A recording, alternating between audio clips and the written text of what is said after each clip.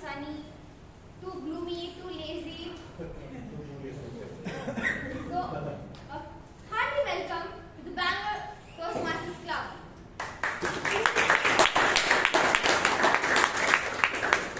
I am your sergeant at arms, and my role is to start the meeting right on time, and hopefully I think I did, right?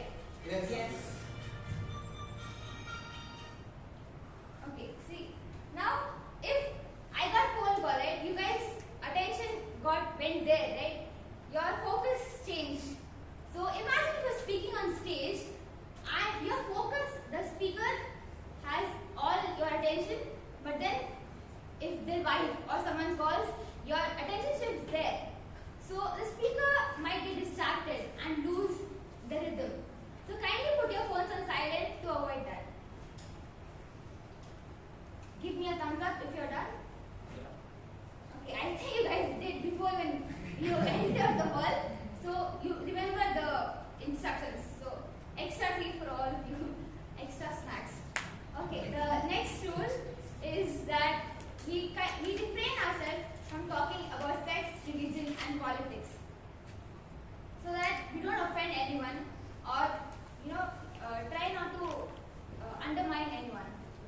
The last but not the least rule is kindly enter and exit the hall and walk around the hall if you need water or anything else, only when you hear an applause. Like I said, when the speaker is speaking, they are nervous sometimes. So they're looking in your eyes, and suddenly when someone walks around, their focus changes and they look on that person. So kindly only walk around when you hear an applause.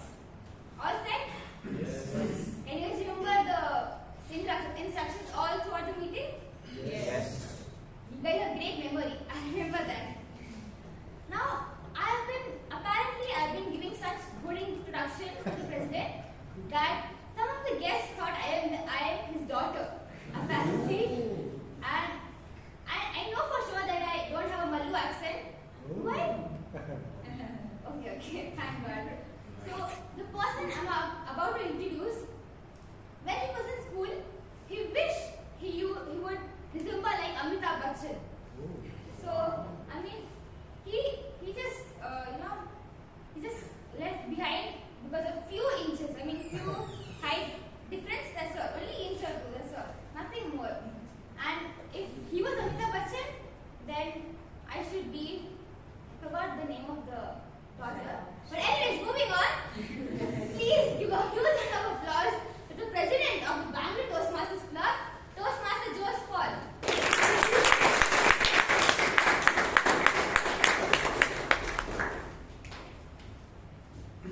Thank you, Shreya, for that wonderful introduction. Again, it's a tall order. Dear Toastmasters and guests, wonderful weather we have, and it's wonderful to see all of you here today. Thank you all for coming over for our meeting. I'm sure that you will all have a great time. I call to order meeting number 1446.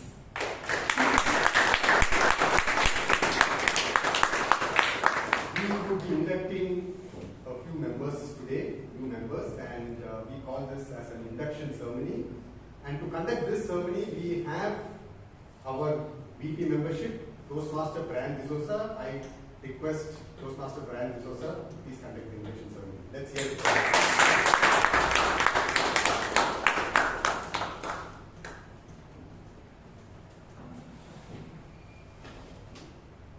Good evening, fellow Toastmasters and esteemed guests. Good evening. Whenever a new member wishes to join Toastmasters, they are required to conduct the induction ceremony. Today, the 13th of September 2024, it is our duty and our privilege to induct 3 new members into the Bangalore Toastmasters Club. Great things in Toastmasters can never be done by one person. They are done by a group of people, and that group will be one like the Bangalore Toastmasters Club. We are here because they recognize a simple yet beautiful truth.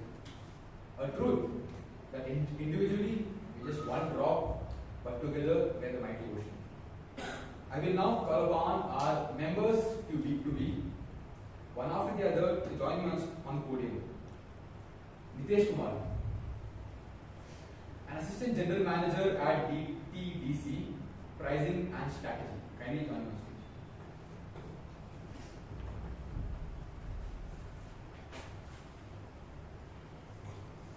Mahesh Lokesh, M&A Analyst at SET and Lucas.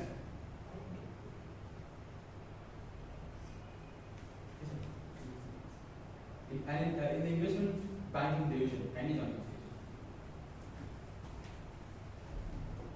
Finally, Palak, a student pursuing Bachelor's of Business Administration at Mount Carmel College. Kindly join us.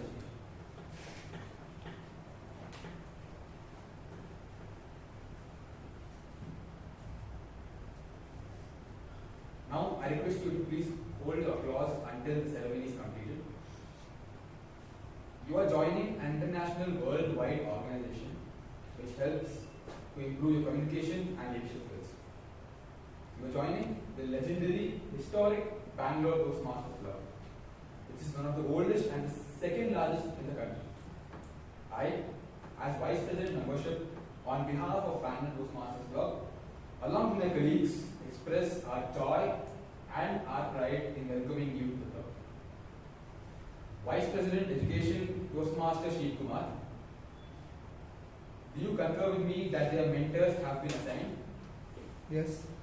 Do you concur with me that Toastmaster Alan, Distinguished Toastmaster Gangadhar Krishna, and Toastmaster Anna Victoria are the mentors of these new members? Yes. Will the mentors kindly stand up if they are present? Will you take up the responsibility of mentorship and pledge to share your knowledge and experience with our new members? Thank you, ma'am. Membership in this club and in Toastmasters International is a privilege and responsibility too.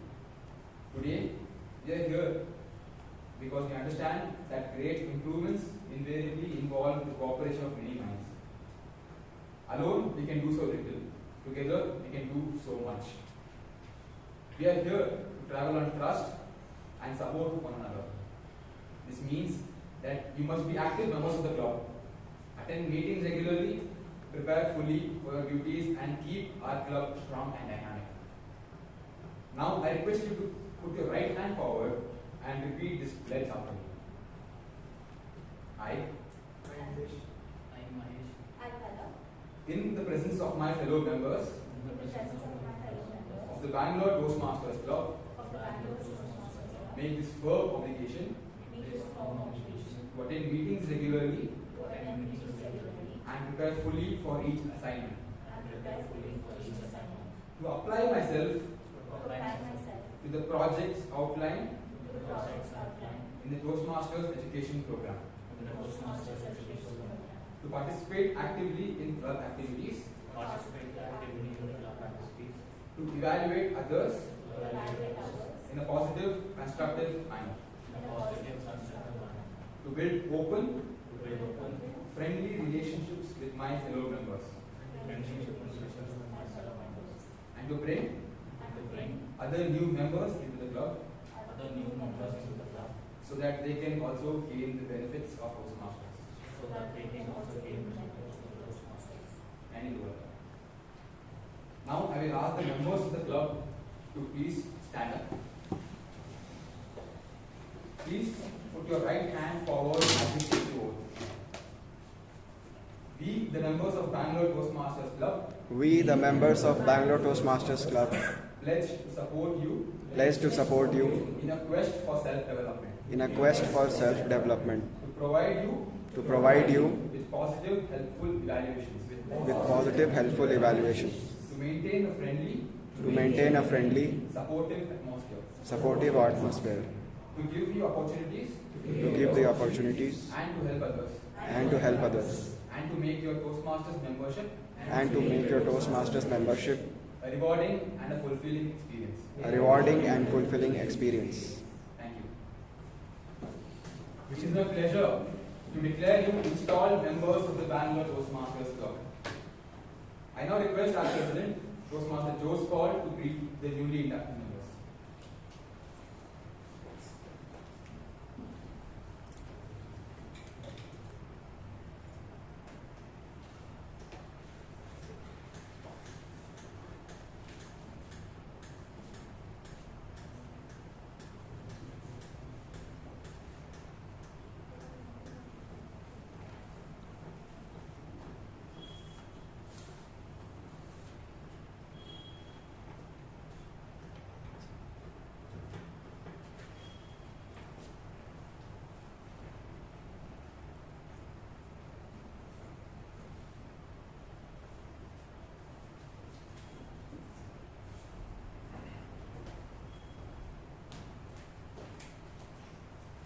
Thank you, President Toastmasters was called for the honors.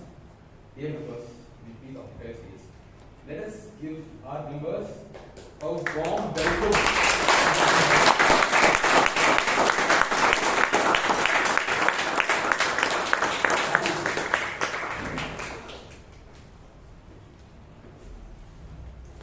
Thank you, Toastmaster Bryan. I think that was wonderfully conducted. Let's hear it once more for the solemn ceremony that Toastmaster mentioned.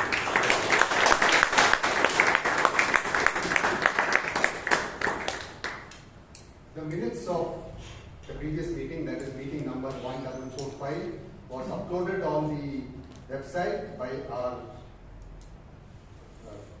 Secretary Toastmaster Prakarsh Anand. And I now request him to give us some highlights of the meeting. Toastmaster Prakarsh Anand, and I request all the members and guests to withhold the applause till the minutes of the meeting is passed.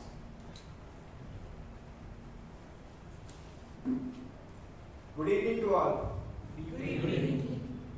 Last meeting number 1445, held on 6th September 2024. It was a full house. 32 guests and 21 members were present during the meeting. Come on, members.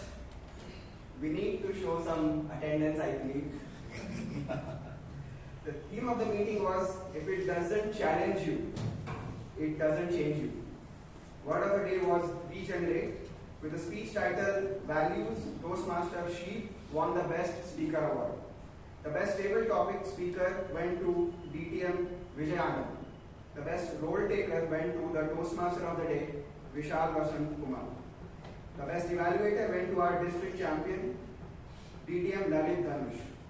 The best tag team player was the grammarian of the day, Toastmaster Varun Chhapia. Wishing all the best to all the speakers today. To know more, visit our YouTube channel, Bangalore Toastmasters. Members, are the minutes of the meeting in order? Yes. The minutes of meeting number 1445 stands passed.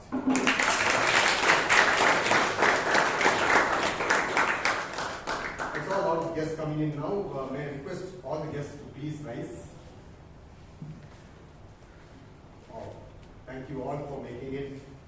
And I'm sure you'll have a great time today, enriching time, and you will get to know more about Toastmasters by the end of the meeting. Dear members, how do we welcome our guests?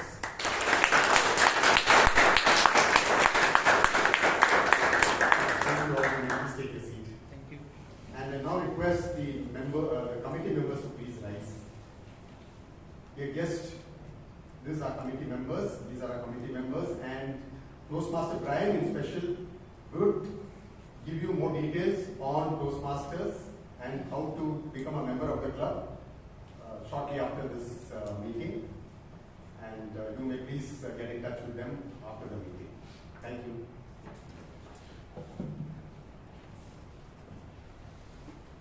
If we go back in time, the first thing that man pursued was possibly food, either hunting it or cultivating it. Life was very easy then. Only the stomach had to be filled. There was no special effort in seeking happiness, no pursuit of happiness. But things changed over time when man started thinking about tomorrow. First it was stocking food for tomorrow. Then it was gold, money, and other riches. Life then became very complicated. Yes, there started this pursuit of happiness. Funnily, even now, we find something connected really happening. Because most people pursue money or fame first. And when they either find it or they don't, then they pursue happiness. There was this study on adult development conducted by the Harvard Medical School. It was one of the longest running studies on adult life ever conducted. It was started in 1938 with over 268 students, and it still continues. The study was so extensive because over decades they were observing and understanding how the life of these people, they could get some clues on how to lead a healthy and happy life. The subjects of this study and their family members were consistently interviewed. Their medical records, their aspirations, their triumphs and failures in marriage and in career were studied. And some of them went on to become successful businessmen, lawyers, doctors. One of them even went on to become the President of the United States of America, John F. Kennedy. And some of them ended up as schizo alcoholics. And well, soon after that study was made, there were changes. The study group was expanded. 456 more persons were included from the Boston's poorest neighborhood. And the total of persons now stood at 724 subjects. Of course, with over a period of time, with advanced technology, the studies also were advanced, the study and the tests. The findings which were reported by the current director, the fourth of the study, Dr. Robert Waldinger, was very startling. Startling because the findings were so much in common with what was preached by ancient philosophers like Confucius, Socrates, or Gautama Buddha about leading a good and a happy life. And the key message there was good relationships kept people happier and healthier more than money or fame. It helped them reduce mental and physical decline. It also influenced happiness much more than social class, IQ, or even genes. Loneliness actually kills, but it is not the number of friends or the associates that one has that makes the difference. It is the quality of relationships. Those who kept warm and genuine relationships lived longer and happier. Whereas those who had conflicts in their relationship suffered with poor health. So basically, happiness is something that is the best that can bring out the best in us. Dear guests, if there is something that can foster happiness, some skills, 3 of them that would stand up there would be better speaking, better listening, and better thinking. And Toastmasters is actually the best platform to foster those skills. Now the person who is going to come on stage next is a person who always radiates joy and happiness. As a part of my subcommittee in the last term, I found that her thought process was so deep and far mature, much beyond her age. She does not fear or has no inhibition in airing her opinion, and that's perhaps the reason why she's such a free-spirited person. Interestingly, she's a student as well as a teacher.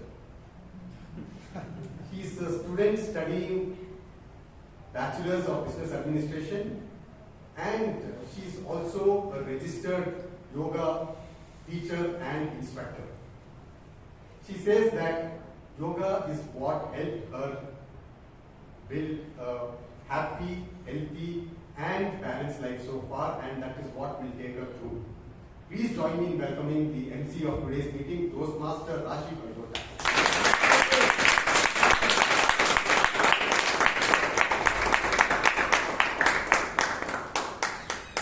Thank you so much, sir, for such a lovely introduction. Good evening, fellow Toastmasters and dear guests. Good evening. Are you all excited to see me here on stage for the next 1.5 hours? Yes. I hope I keep you excited throughout.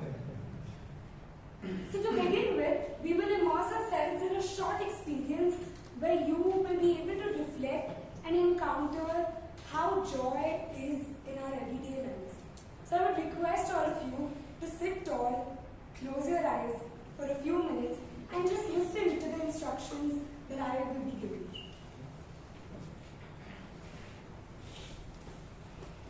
So take a deep breath in, calm yourselves, and remove all the tension from your body. And take a deep exhale. Imagine a recent moment when you felt happiness or contentment. This could be as simple as enjoying a cup of coffee in peace, sharing a laugh with a friend, or finding a moment of calm during a busy day. Focus on that moment and fully immerse yourself in the moment. Think about what you were doing, who you were with, and how it made you feel. Continue reflecting on that moment. Notice the emotions that arise. This experience is meant to show how moments of happiness are found in the experience itself, rather than just reaching a specific goal. As we proceed, consider how the journey and small everyday moments contribute to our overall sense of fulfillment and joy. With a broad smile, slowly open your eyes. So, I saw most of you having a beautiful smile when you were trying to recollect that moment of joy, that moment of happiness in today's technological world, in today's busy world, where we do not have time to sit for 2 minutes in silence. And I think that's where all of us are finally trying to get, or that's where we want to get in the future. Maybe we should try that in the present. So this brings me to today's theme. Happiness is a path, not a destination. We often think of happiness as something we will achieve only when we reach a certain point, like your first promotion, earning your first crore, have big aims, or reaching a first milestone, or even a specific goal. But are we really missing out on the actual moment because we're only thinking of the future or only thinking of where we're headed to? Maybe that's where we're missing the key of happiness, peace, all that we're expecting in today's stressful lives. So before we dive deeper and before you start thinking about how you're going to find your happiness or peace, let us talk about a similar place which will give you that happiness or peace. Toastmasters International. Toastmasters is not just a public speaking platform. It is a movement that was started in 1924 by Ralph C. Medley, where he wanted to empower individuals to become better communicators and better leaders for this hectic world. So people like you and me gathered every week to bring up some new ideas, share those ideas, maybe get rid of the stage because of the fear. Yes, wasn't that wrong? So get rid of that fear while standing on this very stage. Is it that nervous? Yes, it is. It does make you feel nervous because you're being looked upon by hundreds of people, and maybe that's not comfortable, but that's what we're here for. Let me ask you, who here joined Toastmasters with a specific goal in mind? Raise your hands. I see quite a few hands.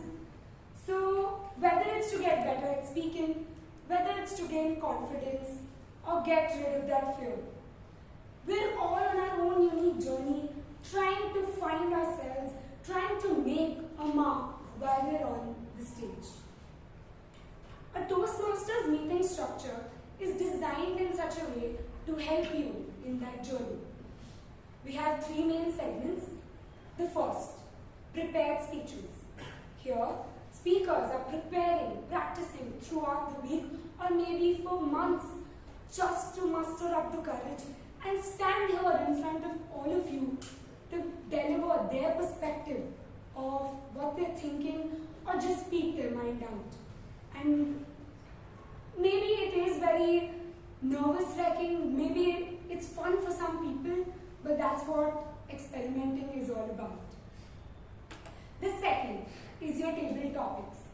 Table topics is more like life's surprises.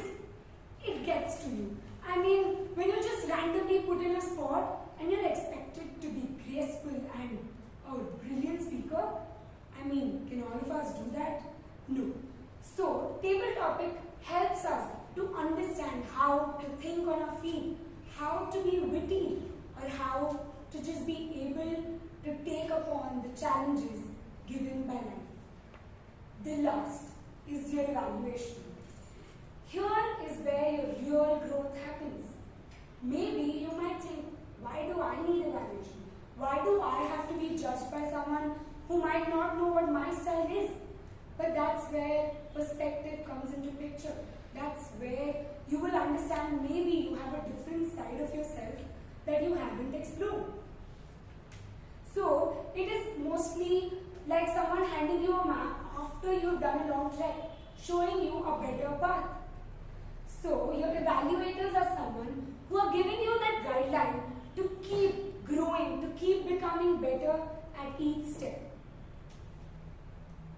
Leading this effort today is our general evaluator, Toastmaster Shashank, who will be overseeing the entire meeting and giving his evaluation or his feedback for today's meeting.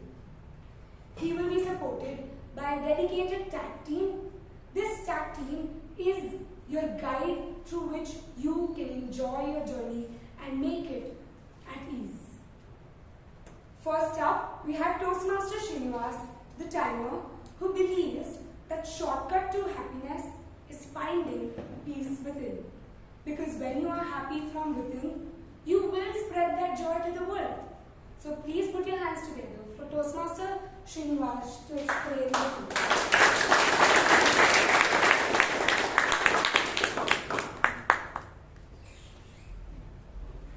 Good evening, fellow Toastmasters and my dear guests. Good evening.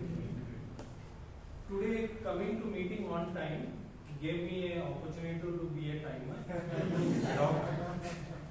So she was very benevolent to give me this. So that's why, as a timer, who is always right place in the right time to keep the meeting on the right pace, so that you people can reach on time. That's my role. So, as a timer, it's my duty to time and record the duration of the meeting 5 to 7 minutes, I would be lifting a green card on 5 minutes and a yellow card in 6 minutes, and at the end 7 minutes I'll be raising a red card. And at the end I will be submitting the report to the general evaluator and for the proceedings. Thanks.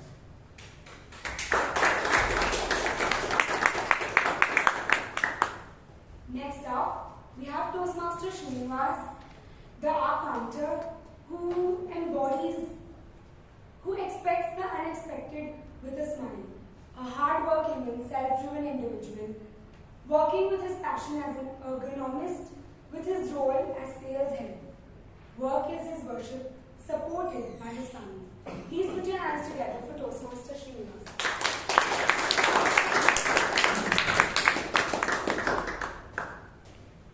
Good evening, Toastmasters. I'm Mariam.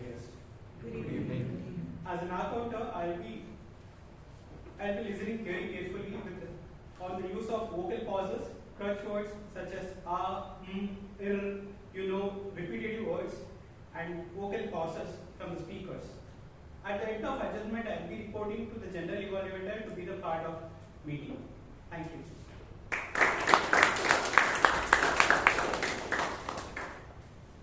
Toastmaster Nisha, as the grammarian, embodies contentment and inner peace. As a dentist, she mends smiles and lives by the motto of smiling through every situation. With half a century of experience, she is learning to simplify life's complexities. So please put your hands together for Toastmaster Nisha.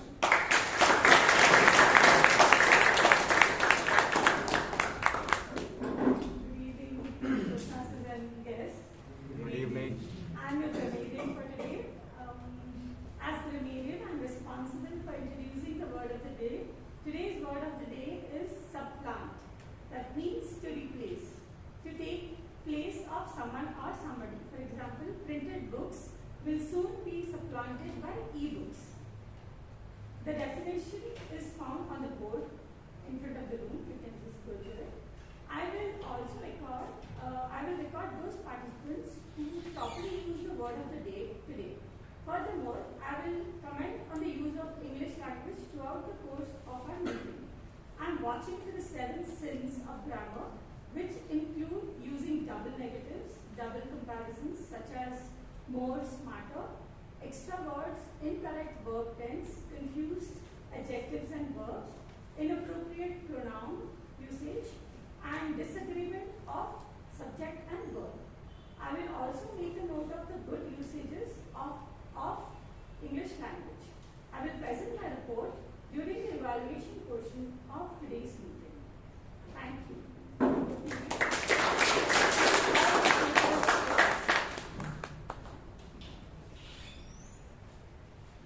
So, are you all excited for the first segment of Toastmasters? Yes. Guys, the weather out there is bad, but I think all of us are pretty good here. So make some noise for the first segment of Toastmasters.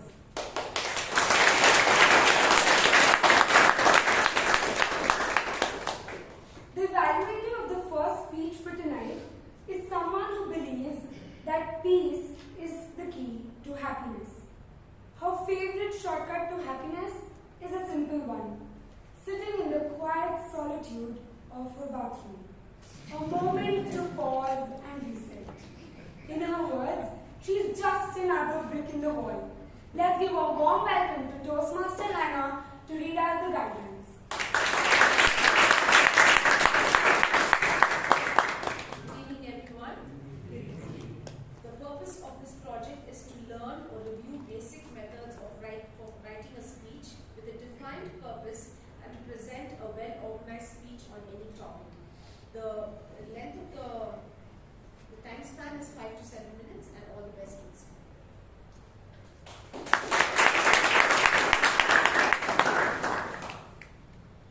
Our first speaker is someone who finds true happiness in the bonds she shares with her family and friends. Whenever she's too stressed out or needs a quick boost of happiness, she decides to call her friends and pour her heart out. She describes herself as an old school girl who loves books, rainy days, a sip of coffee, and deep conversations. Simple yet meaningful pleasures. Professionally, she works as a data analyst. She will be delivering her speech as part of her pathway in Motivational Strategies Level 1 Project 2. Please help me in welcoming Toastmaster Jewel, Apples and Oranges, Toastmaster Jewel.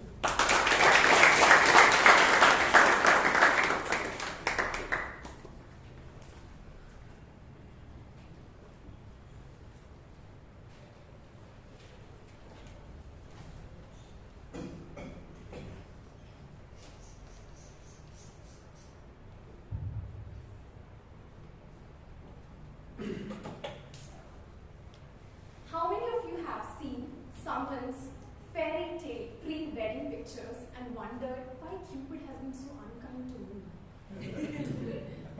Or someone's work update has made you feel miserable about yourself? Thank you for introducing me in such a lovely manner, Rashi. Good evening, Toastmasters and guests. Good evening. I had just started working. It was my first job. There were 3 of us, Lakshmi Kumar, Ganesh and me. We were all reporting to our manager, Chhapia. Lakshmi Kumar was the most intelligent out of us. He would quickly finish all his tasks in half the expected time. He was called Mr. Fast. I would look at his speed as if crossing a finish line in a race and wonder, oh, I can never be as fast as him. And I would feel dejected. Ganesh was the creator out of us. He was a data analyst during the weekdays and a chef during the weekend. And he would make these out-of-the-world creative dashboards, like a chef garnishing his signature dish. And I would look at his amazing dashboards and think, oh, I can never be as creative as him. I was this little girl, straight out of college, coming from a small town with big dreams, trying to find a place in this huge world. I was going to office every day enthusiastically to prove my worth. But as time passed, I started comparing myself with others in my team and feeling that I was not good enough. And then I stopped putting efforts in my work. Our manager, Chhapia, noticed a change in my behavior. One day he asked me, Jewel, what happened to your enthusiasm? Why are you so low energy these days? I replied with a sigh. What's the point of putting so much effort when I know I'm just an average? I can never be as fast as Lakshmi or as creative as Ganesh. Chhapia replied with a smile. Oh, Jewel, you're comparing your weaknesses to someone else's strengths. It's like comparing apples to oranges. A wiser thing to do would be to find out your unique strengths and try to get better at it. Tell me one thing, what's your USP? I was confused. USP, what's that? He replied, USP means unique selling point. That's something that differentiates you from the rest. I was still confused. I said, I don't think I have any USP.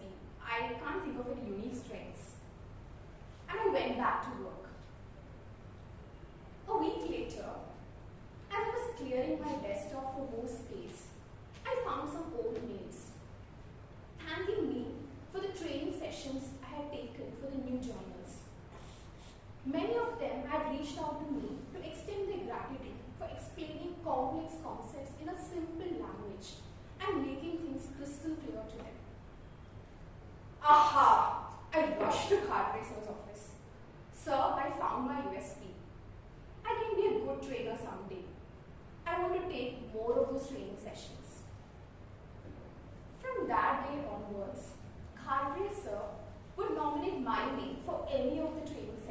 scheduled. And I can't tell you how fulfilled I feel when I take those training sessions. It's like I can do that entire life for free. And one reason for me to join Toastmasters is to improve my public speaking skills so that I can take more awesome training sessions and become a better trainer and improve upon my USP. Our brains are wired to think in relative figures and not in absolute terms.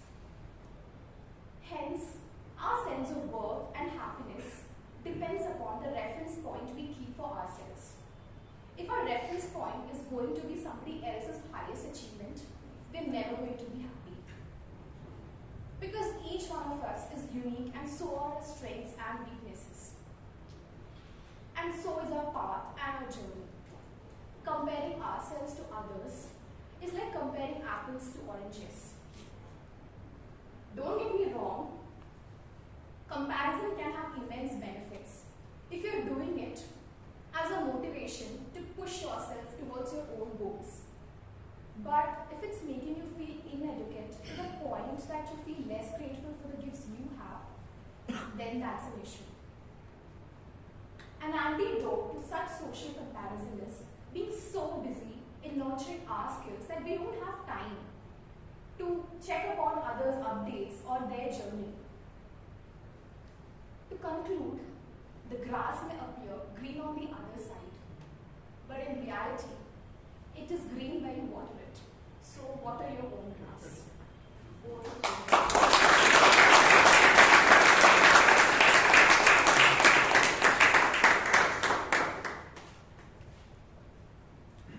I think that was an amazing speech given by Toastmaster Joel. She literally just explained my entire teenage life where I was, I'm still there.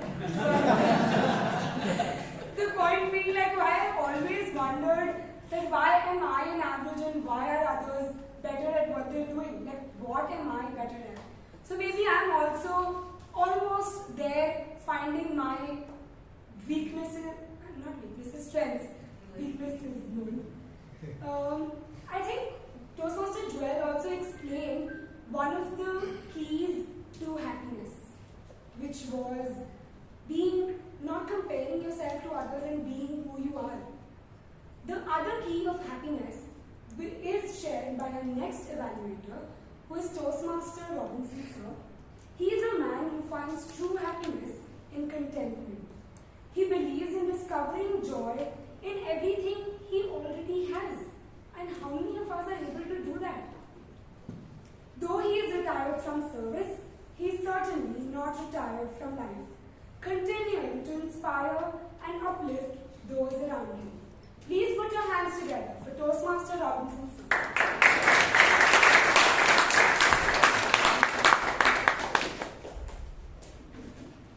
Thank you, Rashi, for the introduction.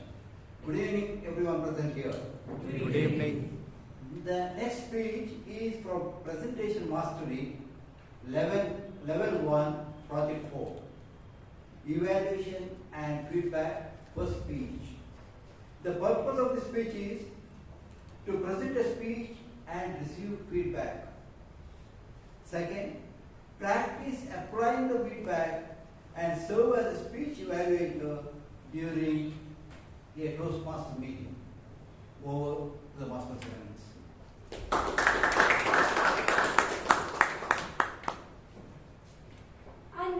Our next speaker is someone who finds happiness in dancing, moving around happily without caring about the judgments of the world. His favorite way to lift his spirits is by practicing gratitude, taking a few moments to reflect on the smallest blessings.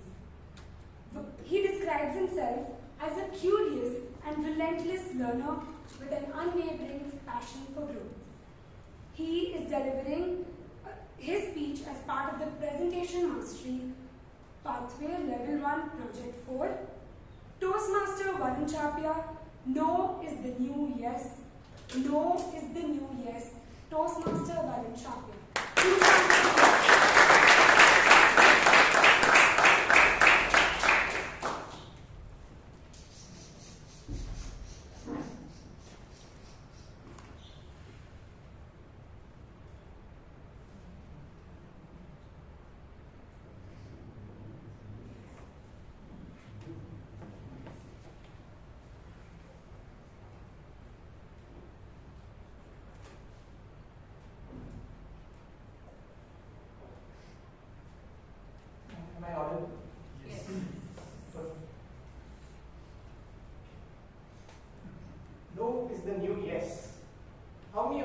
said yes to things which you knew you should have said no to. Don't put up people pleasers. Good evening, fellow Toastmasters and dear guests. Good evening. Saying yes is easy, isn't it? Yes. It feels nice, right? But let me tell you that superpower isn't super strength or invisibility. It's actually this magical word no. Let me tell you about the time when I had not discovered this superpower. It was a typical Friday evening, and right after the Toastmasters meeting, Toastmaster Sheep approached me and asked me, "Hey Varun, would you mind helping me move my furniture next weekend?" With that hopeful and innocent look on his face. My mind at that moment was screaming, "Just say no, Sheep sir, I'm not going to come, sorry." But what came out of my mouth? "Sure, sounds fun, happy to help." Fun. I said fun. Who describes moving furniture as fun? Apparently I do when I'm afraid to say no. Fast forward to Saturday, it's 7 in the morning. I'm standing outside Toastmaster Sheep's apartment, staring at a 3-ton sofa, which appears to be made out of lead and bad decisions. As I strained my back, lost feeling in my arms, I wondered, how did I get here? That's when it hit me.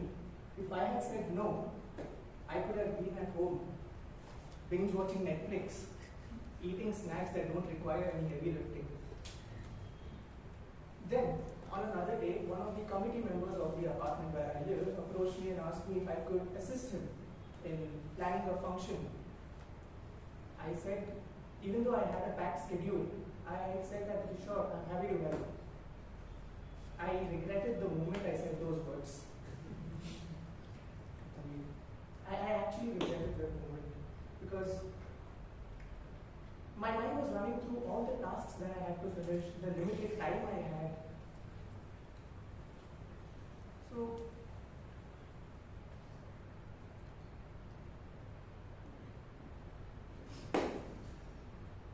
this brain works in crazy manner.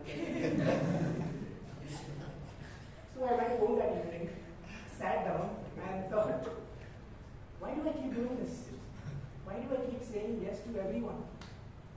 That's when I realized that I was so afraid to say no. I was worried that if I said no, people would think less of me, be disappointed, or even worse, they would stop asking me for help altogether. So I promised myself that I will learn to say no. But like any new skill, it takes practice, right? A lot of practice. So one of my first real tests came with Toastmaster Bryan. He is one of those persons who is constantly planning events, game nights, dinners, weekend getaways where you pretend to enjoy nature. He called me up one day, "Hey Varun, I'm planning a 45K marathon. You should totally join us." My mind was saying, just say no to Bryan, go, I'm not going to join. But what came out of my mouth? Sure, let me know when I'm there, and I'll definitely join you. I said, no, why did I do it again? Why did I say yes? But like I said, I promised myself that I will learn to say no. I called up Bryan. I said, Bryan, really sorry, I'm not much of a runner. The only running I do is to the refrigerator during commercial breaks. And there it was. I said yes. He was surprised, but guess what? He did not hate me. What I learned from this experience is that saying no does not make you a bad person. It doesn't mean you're selfish. It just means that you value your time and your energy. Of course, you might encounter certain tricky situations, like at a family dinner. Anu auntie asks you, "Hey Varun, would you like another slice of my famous fruit cake?" Here you can't. Here you have to be a little strategic. You can't just say no. You have to come up with something diplomatic, like, "Oh, I'm actually saving room for dinner. I'm actually saving room for dessert." This way, you don't have to eat a brick that is passed off as fruit cake. And Anu auntie still feels like she's a master chef. Saying no has opened my life in so many ways. I have time for things that I actually want to do, like pursuing hobbies, spending time with my friends and family, and most importantly, naps. I can't tell you, you can ask me about my favorite pillow brands later. I have become a nap expert. The other day, I was watching a video on YouTube where, and I could totally relate to it, where this person said that noble people don't know how to say no. And they suffer a lot in such situations. He said that you don't have to be so noble or straightforward. Say no whenever you feel like without any guilt. The most shocking part is that people understand this, they know this, and they use it as an intimidation technique and take an undue advantage of this thing. They know, if I put some pressure on this guy, like he's noble, he's gentle. If I put some pressure, he'll do it. So, fellow Toastmasters, the next time Toastmastership asks you to help him move his furniture, or Bryan asks you to join him in a 45k marathon, remember the power of no. Practice it in front of the mirror. Start small. No, I don't want fries with burger. Actually I do, but that's my choice. This way, once you do this, you will find yourself with more time, more energy, and lot fewer fruitcakes in life. Back to you.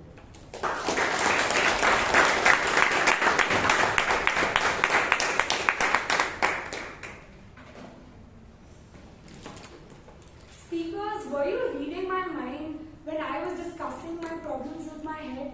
Because there seems like a continuous strike where they're discussing my problems just here.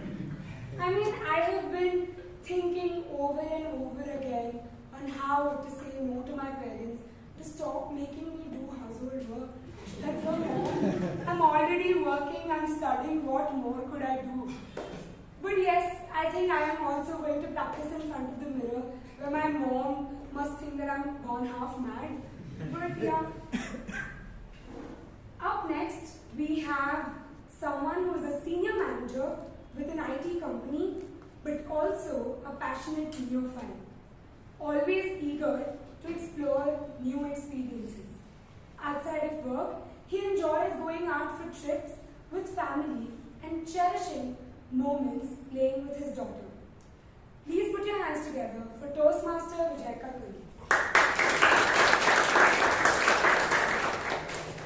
The speaker number 3 is giving a speech from Leadership Development Manual, Level 1, Project 4. The purpose of the speech is to practice applying feedback and serve as a speech evaluator during a club meeting. The second purpose of the speech is for the member to demonstrate their ability to deliver an effective, respectful speech. Time, please note, time is from 5 to 7 minutes. Back to you,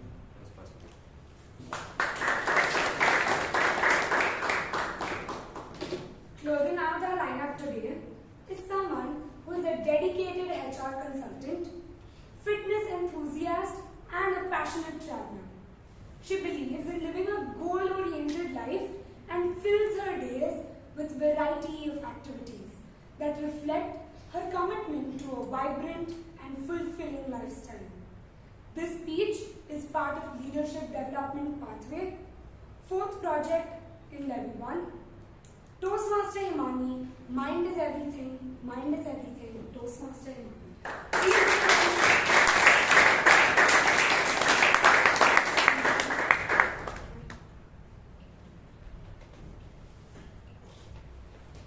I'm sure all of us have heard of nocturnal animals like bats, vampires, and owls that hunt by the midnight. And that roommate who stays up late in the night until the wee hours of the morning. Well, I've been one such nocturnal animal all my life. Even as a student, I was in the habit of going to bed very late and burning midnight oil. But with COVID and work schedules going out of the window, and with that, my good night's sleep, I turned into a sleep-deprived zombie. Sleeping at 2, 3, 4 past midnight became a norm in life. And one such night few years ago, it was beginning of April 22, and again not had my sleep. I started my regular day at work in the morning. It was an important call, so despite all the mental haze and lack of sleep, I decided to be on this call. After a couple of minutes in the call, I had difficulty concentrating and my mind completely went blank.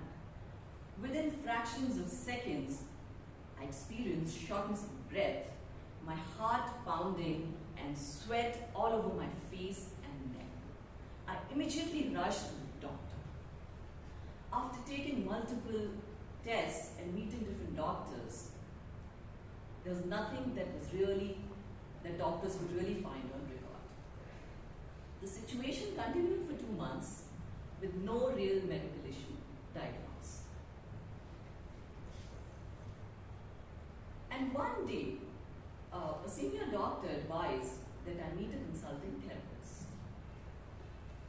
who really made an effort to understand my work and lifestyle. Well, it was the first time I had experienced panic attack in life. I was working for long hours in a very high pressure work environment, juggling between hard deadlines and at a stretched bandwidth. It was the result of burnout. I tried everything under the sky, from sleep oils to sleep masks to glass of wine, yoga, pills, but nothing seemed to really work. And one night after my dinner, when I was taking a walk, I had this moment of epiphany. I found myself as someone losing control over my life over something as basic as sleep. And a realization hit that I had let work take control of my life when it should have been the other way around. In that moment, I decided in my mind that I can fix my sleep myself and I don't need to rely on any external help. So I tried to figure out what was really going on, and I realized that over the years I had developed certain habits which are not serving me well in my professional life. I made changes in my daily life which were small yet proved to be powerful. Number one, as a matter of discipline, I stopped using any devices in the bedroom at night. Number two, I figured out my chronotype, and many of you may not have heard of this word chronotype. It's used to profile characteristic sleep patterns. So I tried to achieve a consistent sleep pattern, and there are 4 chronotypes for your knowledge. There's bear, lion, wolf, and dolphin. Bear is someone who wakes up in the morning when the sun rises and goes to bed when the sun sets. Lion loves an early start and an early night. And wolf has trouble waking up in the morning but gets going in the night. And dolphin, which is my chronotype, struggles to fall asleep and stay asleep. Number 3, I started taking my gym very seriously and exercised regularly. Number 4, and the most important, taking regular time offs from work and completely disconnecting.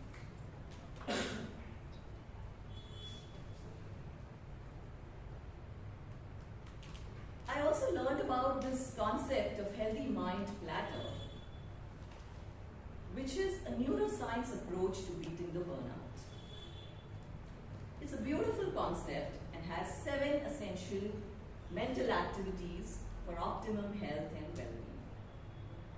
Physical time, focus time, play time, downtime, quiet time, connecting time, and sleep time.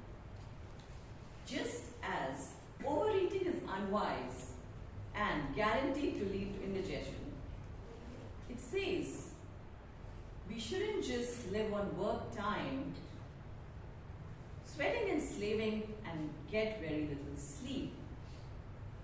By engaging every day in each of these activities for a little while, I kicked my late night pattern, and I would say with my mind, I took my sleep back. So sometimes when we are dealing with a challenge when nothing really seems to work, it's just a small mindset shift that can change everything. Like for me, my walk after dinner. Mind indeed is everything.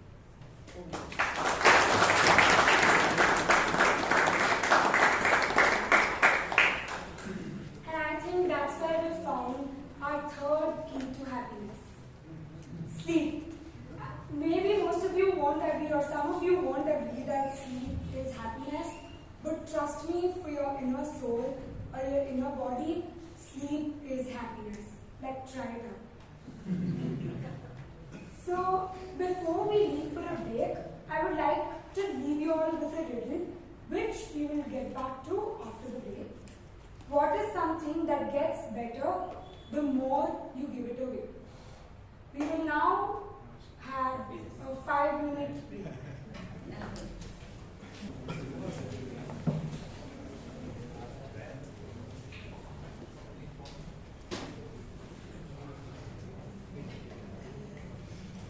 So, do we have the answer for our riddle? Rashi. Anyone? Anyone? It's there in this room. It's filled up in this room. No. Happiness. Happiness. Come on, guys. Happiness.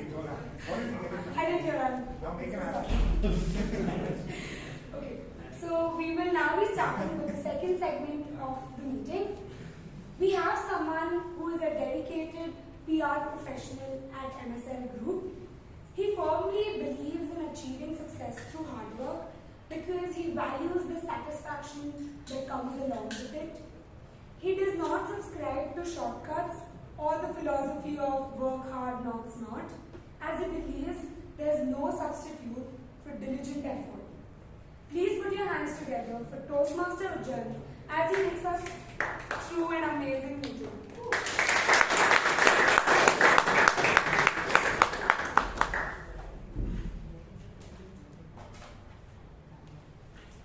Thank you so much, Rashi, for that introduction. So I have this very amazing habit of relating everything in my life to sports and politics. Politics, I know it's something that we don't really talk about in this club, or probably at Toastmasters in general, but I think there's a lot of learnings, right? Amidst all the instability, chaos, and everything that happens in the world, countries still manage to run, society still goes on. Same thing with sports as well. There's a lot of learnings. It builds your character. That's the speciality of sports. So that's how I look at every single tough situation, and when I'm happy as well. That's how I look at both of these aspects. Now, today, I would like all of you to relate the table topic session to sports, and particularly cricket. Specifically, this one cricketer, A.B. de Villiers. Reason being, he is the one person who always hits it out of the park in multiple different angles, and that's how he wins matches. Same thing today as well. Look at table topics in the same manner. And in this case, don't worry because you don't have any fielder or anybody to get you out. Go all out. Nobody's going to stop you. So that's the philosophy that I want you to use in today's table topics as well. Before I move on to the table topics itself, today's timing will be 1.5 minutes in total. Timer keep note. And at 1 minute, he will raise the green card, and at 1.5 the red card. So shall we begin? Yes. The very first topic. You all know this astronaut Sunita Williams is trapped in space. Maybe she's back, I'm not sure, but she was trapped in space at least for a while. So say for instance you are trapped in space and the only thing you have is supplies for 6 months. What do you do? It's not only about survival. What do you do? How do you pass time? And this topic goes to Toastmaster Bryan.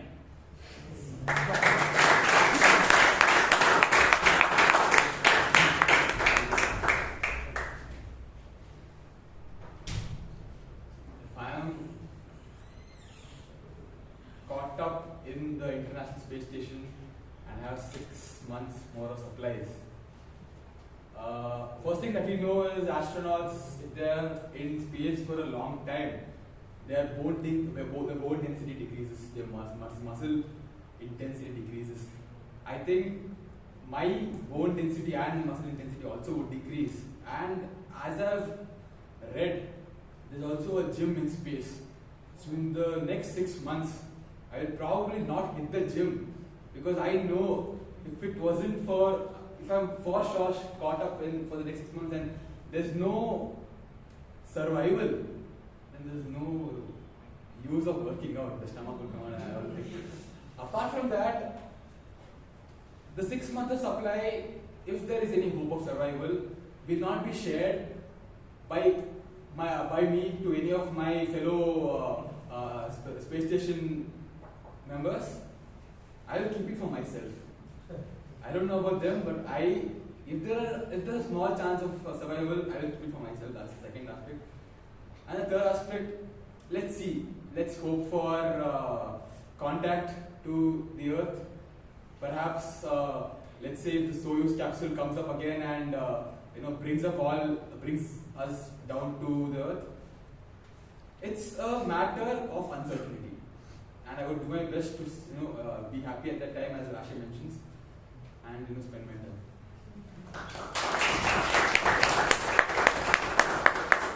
Quite a tricky topic, I know, but I wanted to put you in that situation deliberately. The second topic, I would like to switch the format a little bit, just for this one particular topic. For this, I would like to call upon Toastmaster Priyanka.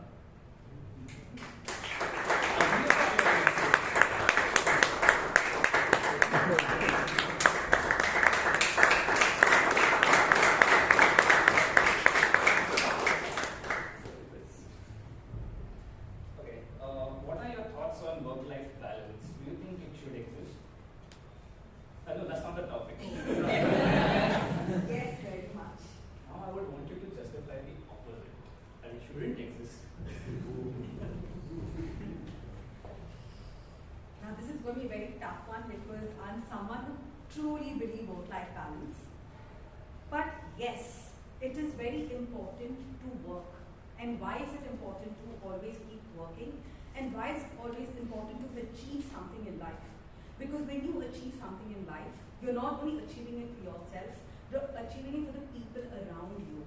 You are creating a lot of opportunities to a lot of people. You might be inspiring a lot of people around you. So I believe it is very important you give every minute of your time very well thoughtful about what you want to do in life. And that one thing that you plan to do in life, why? And what are the repercussions of it? How many people it is going to benefit? Because I believe in today's time, the biggest problem in India is a lot of people, especially in the remote areas, are facing is job opportunities. If I'm very focused and I work and give my 100%, I'm sure I'll achieve something in my life where I can create a lot of job opportunities. I can help a lot of families survive. Because if you see in today's time, the suicide rate, because of weak financial economy, a lot of people dwell into a situation where they have to end their life.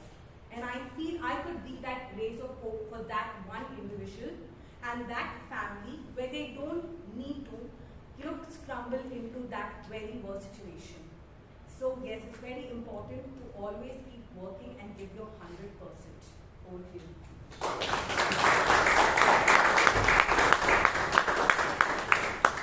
Love the way she integrated social messaging and not just pushing her own philosophy. I think that's the best way things in society works, right? Everybody talks about things like ESG and all that. People don't even know the abbreviation, but yeah, basically it means CSR, your social stuff, and that was amazing the way you integrated that. The next topic. If you could introduce one practice from India, it could be anything, cultural or culinary or anything. If you could introduce one practice from India to another country, what would it be? Toastmaster Girish.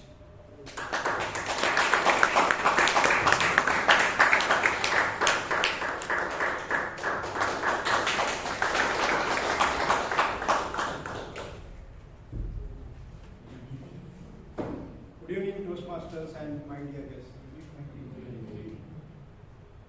think there's already one. Only thing is we have to enable that and support that. I believe that's yoga in my way. I think in India, most probably, everybody is promoting this part of it. And in India, yoga is not only considered as, let's say, a sort of culture. I see from also coming from the Prime Minister himself that very clearly the way we are turning out ourselves. Even let's say, when I see when Prime Minister visits another country, the new culture that's coming up is instead of an handshake, there's a namaskar. So this is our way of we communicating with them, how we are very open to, and then they're also resonating with that. When they resonate with the same level of symbol with namaskar, it is actually telling me that how much they care for us and how much they respect us. This is something that we have to do because this is really that Amrit Kal time, as they say, and we are in the cusp of the transformation. And I believe as each individual Indians, we should do our part of it so that we will be able to form that India what our generation is able to do, what our parents could not do. So my message to you all is do contribute whatever you could in your small thing. Back to you.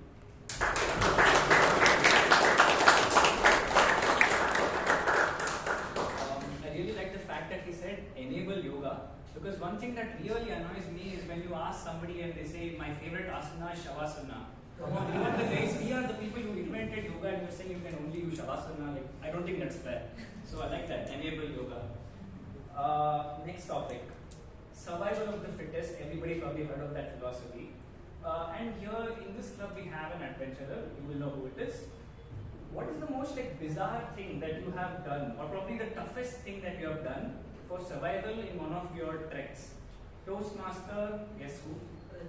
Pradeep.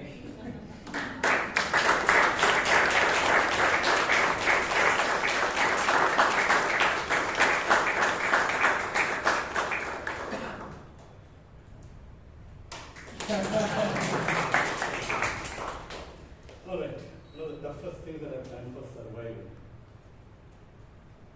So, thankfully, I haven't had to do anything as drastic as what happened in the Venezuelan mountains or somewhere in the Alps or anything like that. If any of you can recall what I'm talking about, or if you're Netflix bingers, go back and watch The Snow Society, and you will realize what I'm referring to. And that's what I can recall as something as survival in its roots. Thankfully, I've not been forced to do that. Thank you. That's another kind of survival, by the way. So, when you go out on treks, when you go out on any adventure, right, the part of adventure is when you venture out and you don't know what is that adversity that's going to come next. That's where adventure comes in. When you know what you're going to do, then it's just a venture. Okay, good. But the adversity part, and typically when you're out on a trek, even though as good as a plan it is, something or the other is going to go bad. Something very recently that we had to go through is, we normally rely on porters and a lot of logistics support staff to the kitchen staff and all. This time, we actually got a bunch of people who were road workers, laborers. They also didn't know what they were going to do. So we were given food. It was cooked food. Neither did we understand what that food was, nor did the person who prepared it know what it was.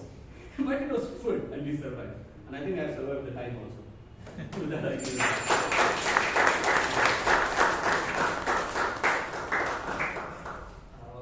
The next topic is hard work or smart work.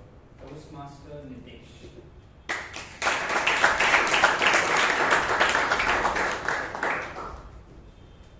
Well, if I have to pick one of those, I don't think I will be able to justify whether it's hard work or whether it's smart work. Hard work will take you up to a certain place. Maybe from 0, if you start from 0, you will reach up to 10, you will reach up to 50, you will reach up to 70. What is the smart work that reach up to from 70 to 80, 80 to 90, and 90 to maybe 95 or 95?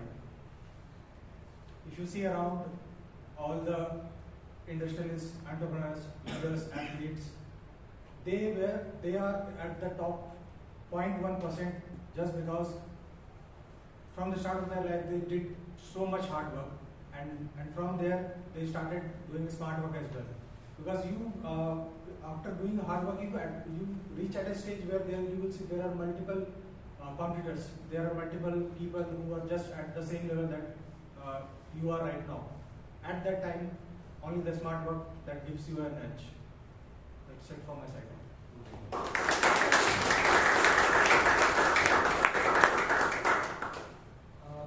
A little bit on today's theme, that is happiness is a path, not a destination. So amidst all of this hustle, this chaos of your work, corporate life, or whatever your career is, how do you find happiness beyond just waiting for the weekend all the time? Toastmaster Alok.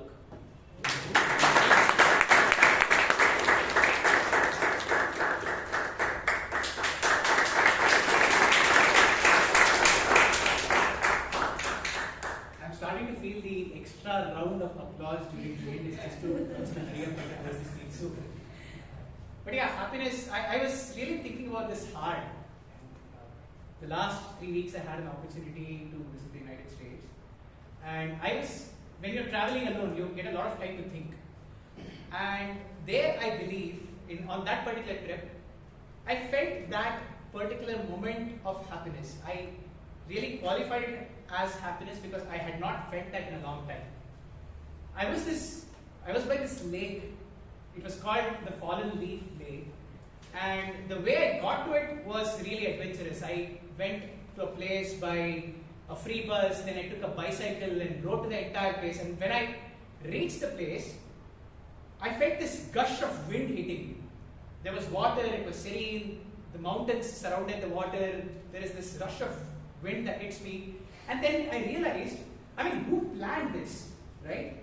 4 months ago, 6 months ago, I would not have envisioned myself in this lonely place, traveling alone, getting there by bicycle, and feeling that wind hitting me. Even the day before I went to that place, I never envisioned that in my life.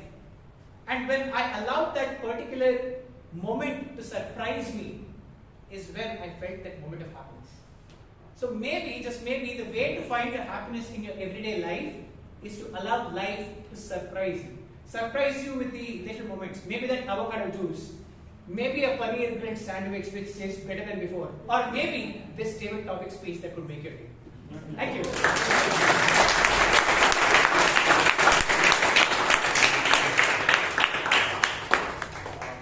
Inspiration can come from various ways. Next topic, do you think it's possible to live a happy or content life if you're always in your comfort zone? Toastmaster Mahesh.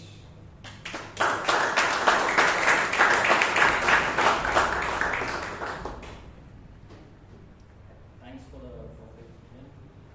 So, I think this topic well suits my life. So, I was a very comfortable person who was staying with my parents. I'm the person who has never been on a trip, one-day trip, or even on a school days. All of a sudden, life hits hard. And I had to move to Chennai to my work, and it was my first job. Without my parents or anyone, I don't have friends or relatives, anyone in Chennai. And that's when reality hit hard. So, but definitely when I look back, was it worth it moving out of my comfortable zone and moving to Chennai? But there was also other opportunities, placements which I had better pay compared to my organization, the current opportunity which I had. But I chose to move out of the city and explore different cities out of there. But definitely it was worth it. And I got to learn, interact with people, learn new languages, explore the city culture, and also it was definitely a memorable one. And I definitely don't regret it. And here I am still working as a second year in the same organization. And it all makes, and I would also encourage all of you guys to move out of your comfort zone. That's where learning happens. Back to you.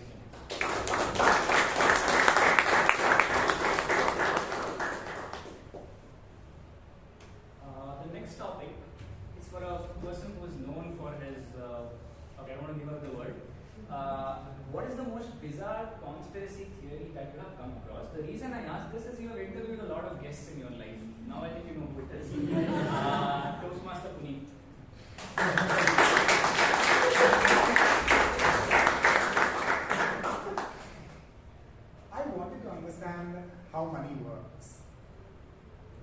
I spent a significant part of COVID figuring out how money works.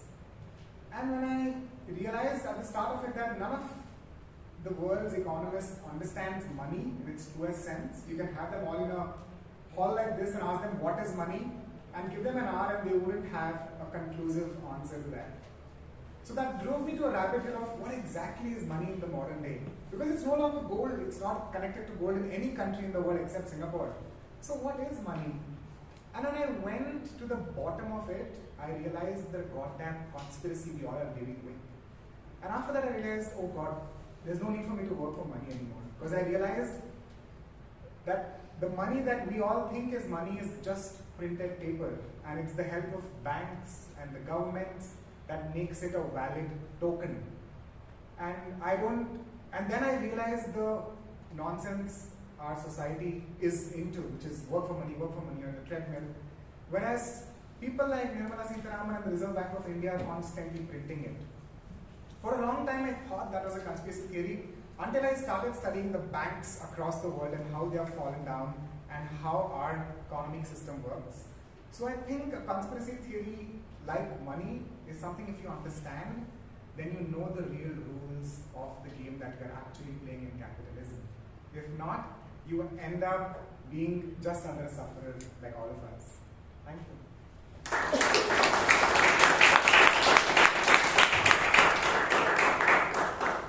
I need some time to process that, but thank you so much. AI, everybody's talking about it. That one video of Sundar, which I think you might have seen, Google I/O a few years back, and then now Apple Intelligence, everybody's talking about it. So, do you think AI will actually take over jobs? Toastmaster Chiranth.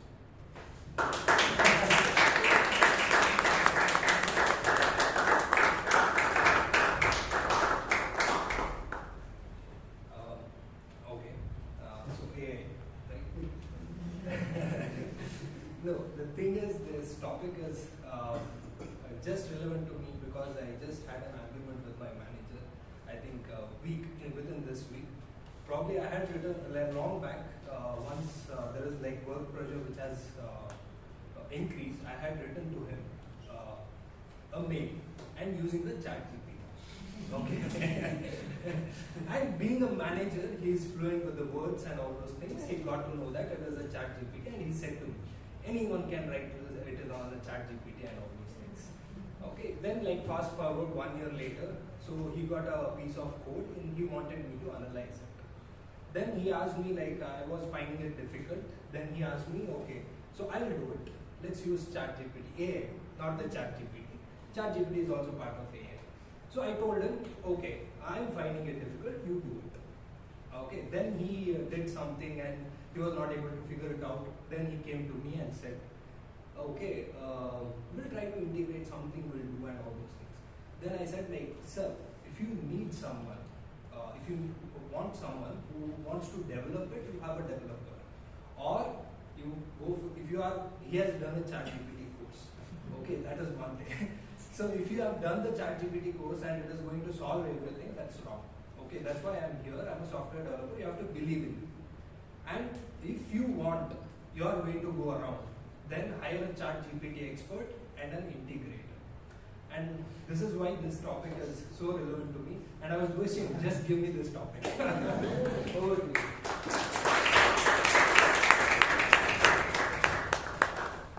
I think that's the answer they're all looking for right now. Next topic, very sports related topic. They say that extensively using technology like spider cam, then VAR and stuff in football it's killing the sport or the spirit of the game. Do you think that's true, Toastmaster Prakarsh?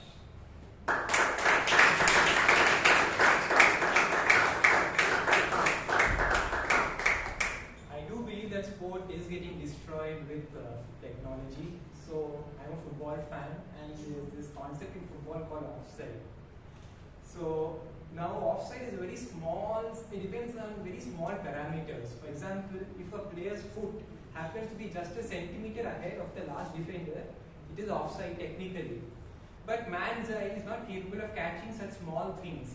So in prior times before technology was there in football, referees could not see that and referees would not catch it and the game would continue being played just like that. But now the referee has to see if that's an offside. So he calls up a guy who's located in another building 50 miles away with the computer screens and tells, check if that's offside. So he'll see that, he'll analyze it in 5 minutes and the entire flow of the game goes, I feel. No, in times before, the game was so free-flowing, no technology involved. The control of the game was in the pitch itself. Now it's gone to people who stay outside somewhere else and that's destroying the flow of the game, I believe. So yes, I do believe technology is destroying the game. It's very small now, but I feel it will become more and more in the future and it may cause problems. Thank you.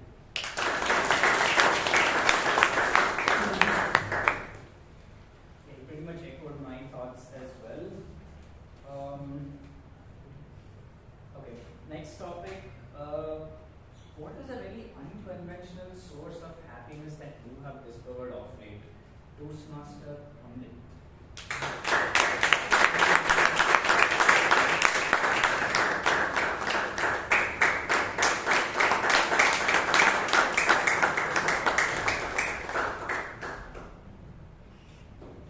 Unconventional. Okay. For a long time, I felt that my success or what I do in my life is something that is going to bring happiness to me. And other people, particularly your family or immediate, like your parents, you happen to leave them and not think much about them. It is just my recent trip to back home where I was alone with my parents and talking to them. I just got time to hear them out. And somehow I felt that this is probably some time that I have got where I can just stay with them, be with them, be alive and listen to them and listen to their stories, be part of it and bring happiness to them in my own little ways by doing small things for them or by making them do things for me. So it has been for a long time, as I said, I have not been more of a family person, but giving time to my family is a way that I have figured out is another way to receive happiness and to give happiness.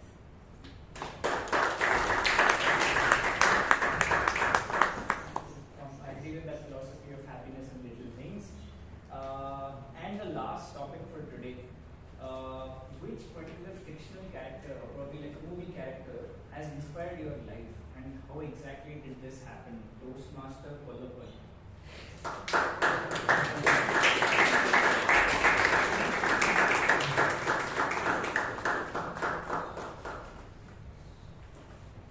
It's been more than 6 months. I'm getting onto the stage. Like now the fictional character I should remember is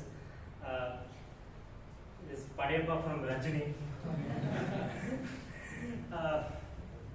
Rajinikanth acted in that movie, and he started as a big zamindar, and he went to low-level employee, and then with his hard work, he became a millionaire.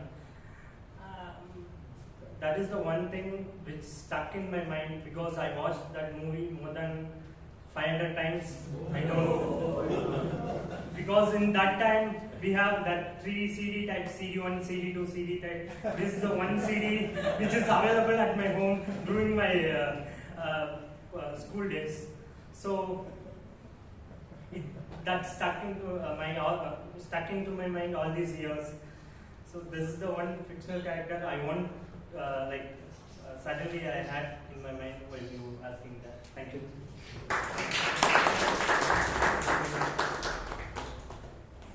I hope you really enjoyed my table topic session. It was a mix of situational topics and general topics to have everybody both somewhere in between their comfort zone and where they're probably not uncomfortable, that's where you grow. That's it from me for today. Over to you, Toastmaster Rashi.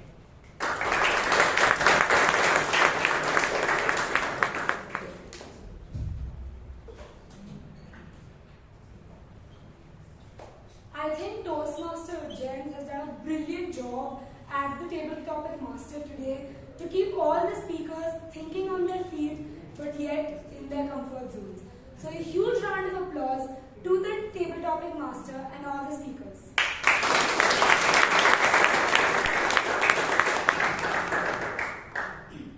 As we now move towards the final stage of the meeting, it is time to reflect on what we missed and achieved throughout the meeting. To lead this reflection, we have someone who believes in the power of joy by helping others and believes that the simple yet profound impact of a heartfelt thank you. He is not only an accomplished entrepreneur and trainer, but also the visionary founder behind Staxo Academy, Staxo Consultants, and GST Garage. His diverse experiences and deep insights have equipped him with a unique perspective on effective evaluation and constructive feedback. Handing over the stage to our general evaluator for today, Toastmaster Shashank.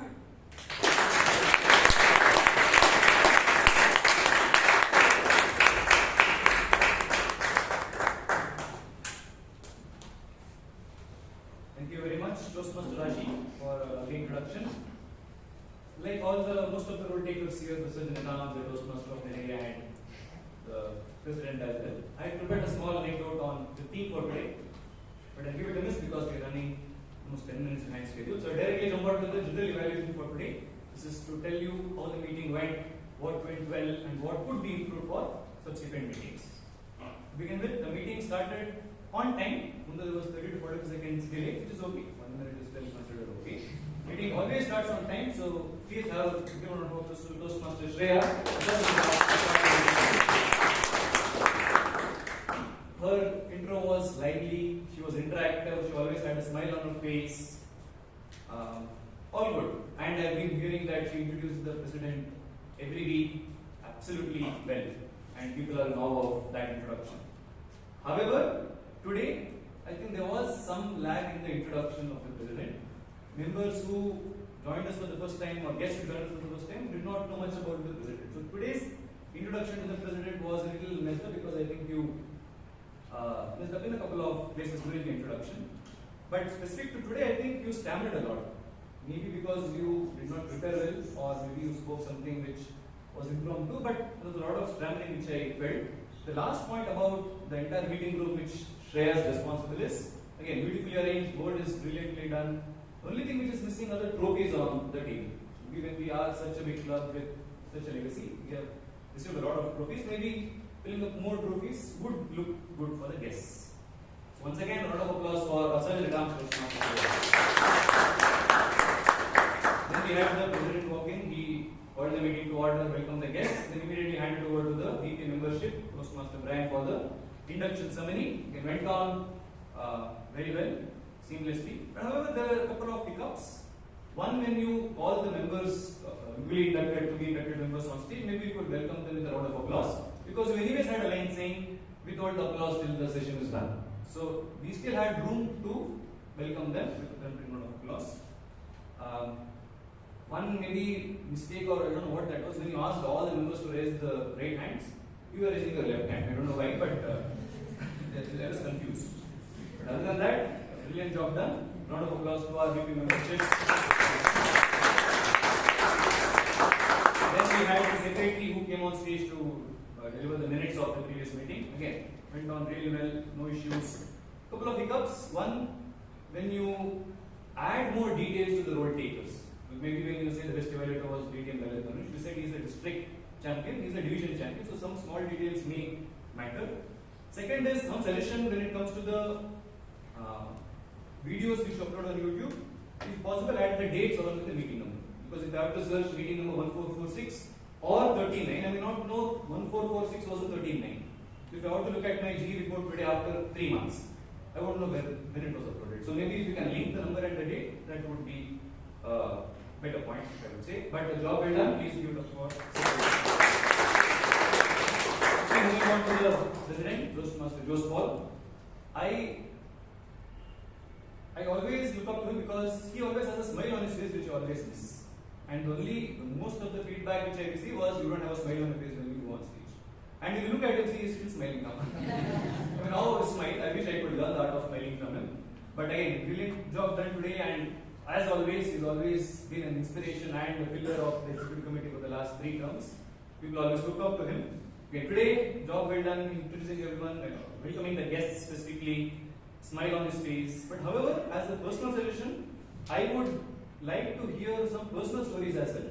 Because it's only stories about someone else, and sometimes you may tend to get disconnected because you may not know who they are. So maybe adding a personal anecdote or personal situation, maybe we could relate to it much better. But other than that, one small issue is when you are the president, you are the face of the club.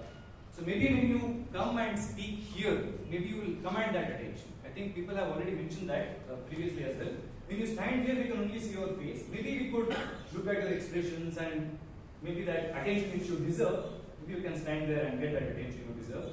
But brilliant job done, and not only today but over the course of last 3 months, but in fact last 1 year in the committee. Please give it up for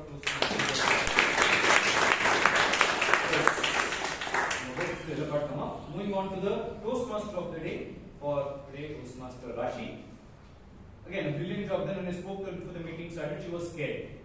But there's no reason to be scared because you're going to do a good job. Maybe that pepped her up when she came on stage and did a brilliant job today. Introduction, when she started off with an activity, all of us were glued to her. So that was a good point, because when you start on stage and people are not listening to you, maybe even you tend to feel discouraged sometimes. But that activity made us all grip, and maybe she started off on the right note. Introduction of the speakers and evaluators, brilliant job done. You didn't miss any role taker. All the role takers were introduced very well.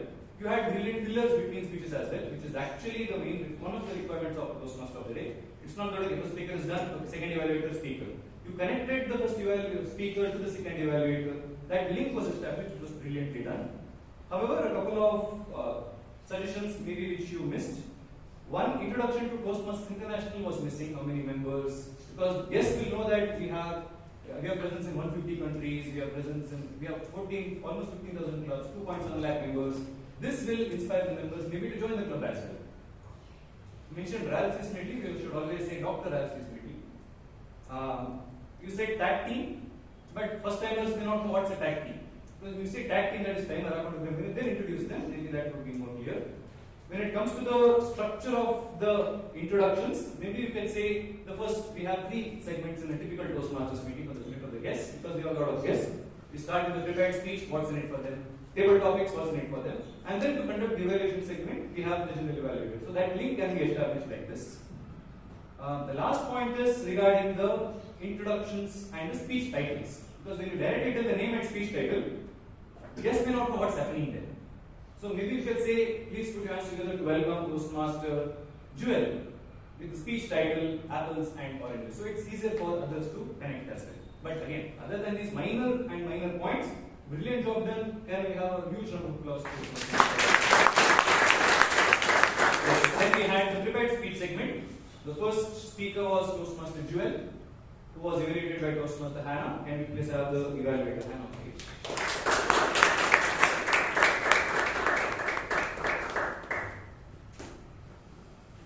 Once again to all of you.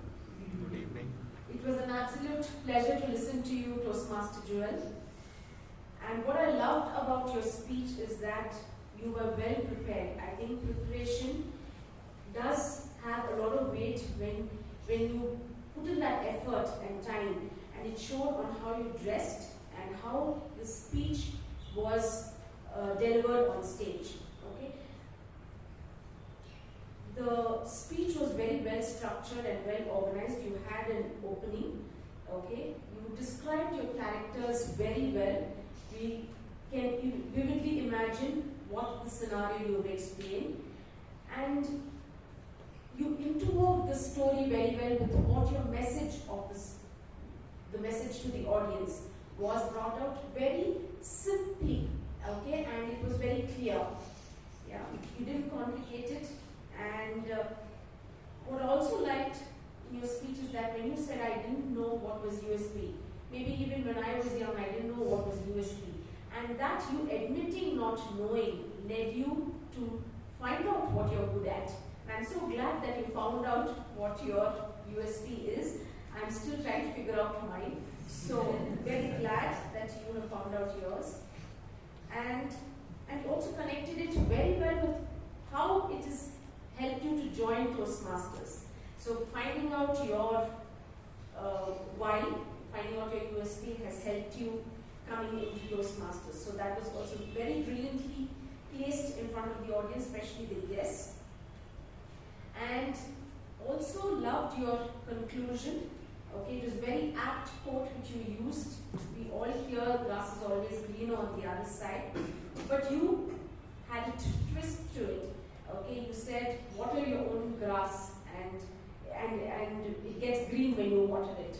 So that was a very powerful conclusion which you put forth to the audience, and a different way of putting across. And few suggestions I would recommend. Now, the first thing is you posed questions to the audience, okay, but you didn't wait for them to reply. So you must acknowledge, since they made the effort of interacting with you, okay, so acknowledge the fact, so they feel good, the audience feels good. Yes, and after interacting, then you thanked the TMOD. What I figured out sitting there was that you forgot to thank and then you butted in thank you. Don't do that. If in case you want to actually thank, do the thank you first. We always thank first. If you forgot it, let the speech flow. It shouldn't be that, you know, we know that you have forgotten the thank you. Yeah. So, and then all throughout your speech, your hand gesture was like this. Okay, I know that I think this gesture calms people down. That's what I understood from the net, that it calms, but it's too obvious. Okay, so try putting it down. Now, since you're getting used to the stage, it's okay. Yeah, because then otherwise you will always, in front of all presentations, you're going to clasp your hands like this. Okay, so, and most of your eye contact was to our side, the left hand side. And I think the audience on the right hand side, normally if I was sitting there, I would have felt lost, definitely, for sure. Yeah. So these are a few suggestions, and you had 1 more minute of time. So you could have explained your conclusion a little more, because you went a little more fast in the conclusion. Yeah. So if you had the time. So if you had done that, it would have added more value to yourself and the audience. And all the best for your next speeches.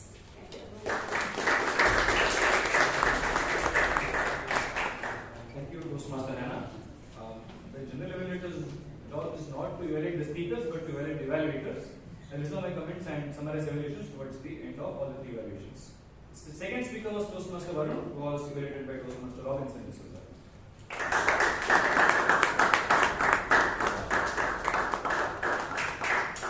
Varun? You said yes. And your topic is no. Is the new yes.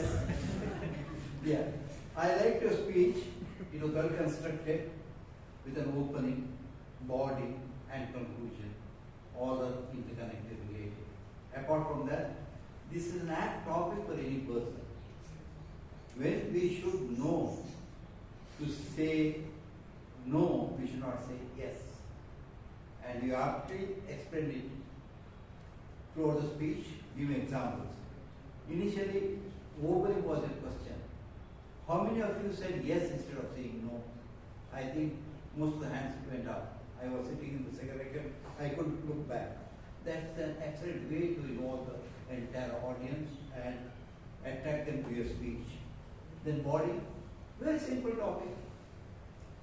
You gave an example from your own life. Who was she? Where is he?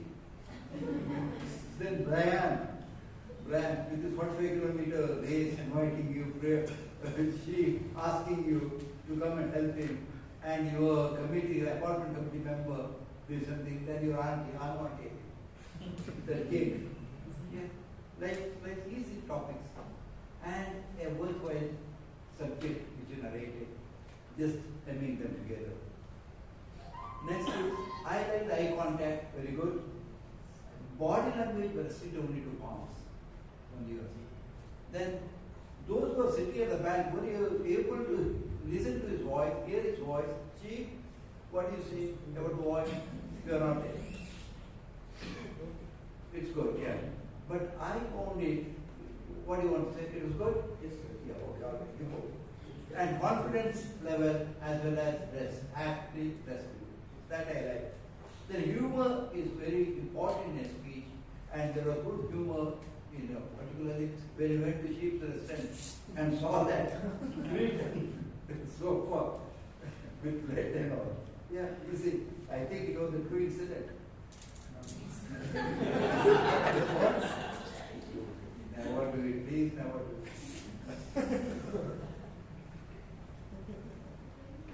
Yeah, and conclusion.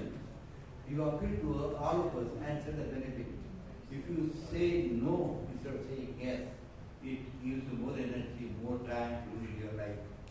And suggestion, little more practice, because at one stage you forgot.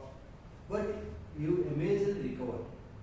What is that? But it requires, then yet I say, raise your voice, because other people, I am using mic. You also use mic, but little more practice is required. And last is, don't restrict your body movement with the hands. But it takes time for you to learn. All the best. I like the speech.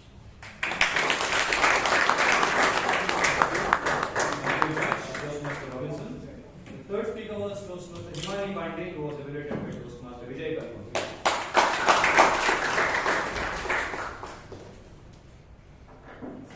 Ken Leckard has rightly said that feedback is the breakfast for champions, and we are done with the breakfast for the day. This particular speech actually had an objective where you apply the feedback from your previous speech. So before I begin, a very apt and a relevant topic for the audience is what everyone can connect to. And in today's world, which is filled with insomnia, sleep apnea, and all the sleep deprivation, I think sleep is something which everyone wants to have at the end of the day. And today's speech from Himani was very, very relevant to all of us, irrespective of age, profession, whatever you're going through. So if I am to say, like any particular speech which has a personal story adds a lot of weight to it, and any story which has got a objective in the way of problem and solution, like all her speech was all about problem and how she began her life with having problem of sleep deprivation and how she ensured that she overcame it. Her all speech revolved around this. So now, coming to the objective of the speech, the objective of the speech is to practice the feedback which she had got from the previous speeches, and the feedbacks were of two things. The first one was vocal variety, which we observed very amply in her speech. And how did she do it?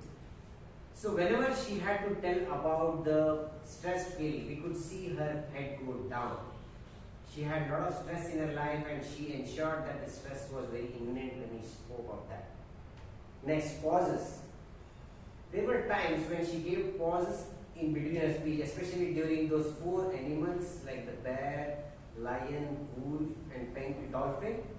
So she actually gave people time to reflect on which animal they can associate themselves, and that's a nice way of giving pauses and driving home the message what you want to drive. But having said that, like what are the few nitty-gritties like which if you work on can take the speech to the next level? The first is clasping of hands, which the previous evaluators are rightly told. The clasping of hand, playing with the wristwatch, making sounds. So these are some kind of a attention grabber. Like when there's a flow in your speech, if you do this small things, probably your attention of the audience goes little shifts whenever you are giving your speech. But having said that, like one more point, what I thought like which can be taken into account is the number of points what you give when you are giving a solution. If they are restricted to 3, that begins something what people can remember. Like if it's 4 and more, sometimes the message gets diffused. But having said that, all in all, this was a well-organized speech which drove home the message. If I had to summarize your entire speech in 2 lines, if you are sleep deprived, then it's time to supplement it with sleep privileged. Back to the Thank you very much. Summarizing the evaluations, first point regarding Toastmasters evaluation, while I agree with all the evaluation points, one thing I may not agree is when you start, there's no need to say thank you for the introduction and start, because that will take away the essence of your speech. Just come on stage, just start with your speech. Thank you for the wonderful introduction, will dilute your introduction. Even if you missed it, if you don't add it, it's absolutely fine. If you find a way to add it towards the end, then fine, but or else I would not recommend to thank the devotee, because we should be thanking because we are listening to your speech. But other than that, the general, one specific point is when you start the evaluation, it's always advisable to start with the project guidelines once again. Remind us about what the project guideline is, then start the evaluation, because each project is different. I think we Vijay did that today, because when we are reminded of what our requirement is, the audience, then we will know how the evaluation was and how that relates to that specific speech. Other than that, all 3 speakers and evaluators did a brilliant job today. Can a round of applause for all of them? Quickly going to the table topic master, we had Toastmaster Ujyant, who did this role for the first time. Again, he was so confident on stage, he literally won the stage, did it really well. He added topics that people could speak for 1.5 minutes easily. So that was a brilliant job. And I think some of it fit in the topic pertaining to the theme as well. However, when you started, maybe you could have elaborated more about how to approach the session, maybe what's a table topic session. And you had a lot of fillers between speeches, which was good, but sometimes it became too much. I think then I believe you got a message from Toastmaster Joe saying reduce it. Yes, see? So, because it was sometimes too long, like the speech itself, which took away the time of others. And it's advisable to repeat the topics twice when people are working on stage. However, you had very long topics today. Because it was situation based or question based, you could not repeat, but it's advisable to have shorter topics and repeat the topics twice when people are on stage. But however, you rocked the stage today, brilliant job done. A round of applause for Toastmasters. The tag team report, timer, rack counter, and Girish report. As the timer, we have Toastmaster Srinivas Mungarala. Can we have the report, please?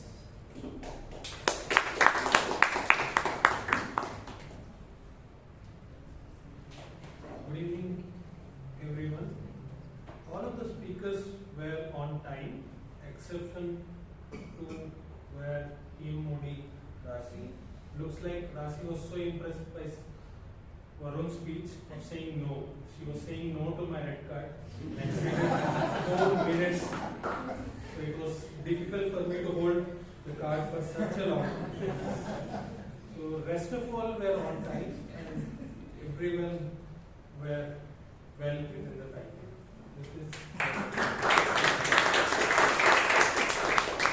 Thank you, Toastmaster Srinivas. While you forward the timer cards when you came during the introduction, still you covered it up. But one advice to the timers is when you introduce the timer's role at the beginning of the meeting, also remind them about the grace period. If you cross the grace period, you're disqualified. So you have 30 seconds of grace period on either side of evaluations except the table topic speech. So you can remind on that. Next we have Toastmaster Srinivas B as the R counter for the report, please.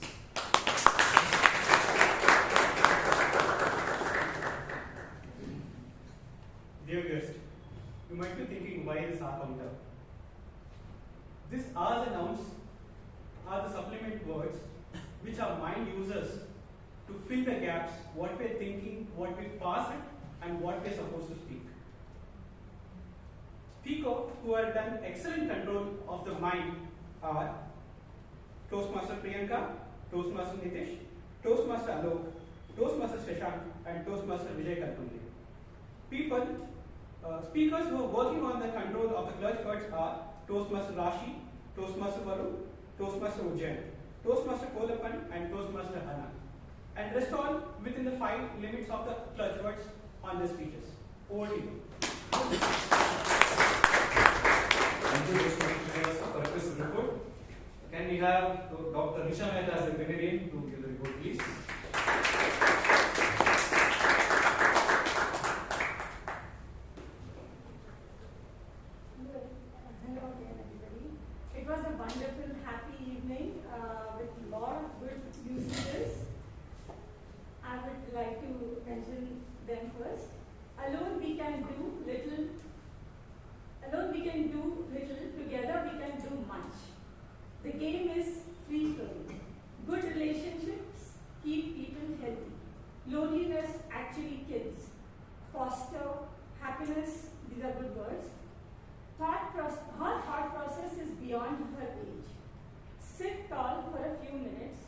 empower, overseeing, ejected, these are again few words, good words, straight out of college, comparing apples to oranges, USP, unique selling point, had a packed schedule, room for dinner, strategic, diplomatic, apathy, nocturnal, burning midnight oil, chronotype, neuroscience approach to beat insomnia in her case, give it a miss, feedback is the breakfast for champions. These are the good usages.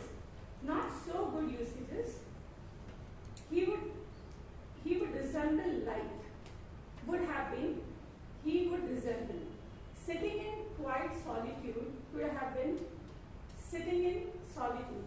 These are like double comparisons which I told you. Please help me welcoming could be help me in welcoming. The grass appears green on the other side could have been the grass is greener on the other side. One thing stuck into my mind could have been one thing stuck in my mind. Word of the day, all our happy speakers missed using the word of the day, except in the end, the Toastmaster Vijay, I was very happy he used the word. Thank you so much for it.